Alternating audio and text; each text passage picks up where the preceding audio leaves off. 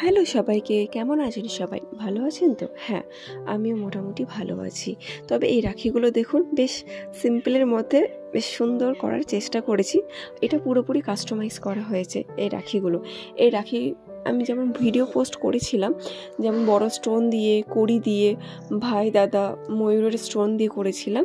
তবে এইগুলো একটু অন্যরকম করা, কিছুটা গোল শেপের মধ্যে রেখেছি আর কিছুটা চৌকো শেপের মধ্যে ছোট স্টোন, আর দুই সাইডে ধান দিয়ে পাতা শেপ করার চেষ্টা করেছি। এটা পুরোটাই কাস্টমাইজ করা হয়েছে। তো যে যেরকম বলবে, আমাকে তো কাস্টমারের কথা শুনে তো সেইভাবে তো করে দিতেই হবে, তাই না? যাই হোক, সিম্পলের মধ্যে বেশ সোভার হয়েছে এই রাখিগুলো। আর রাখি পূর্ণিমাতে বেশি দিন নাই, দোলগুলো এসে ঠেকেছে।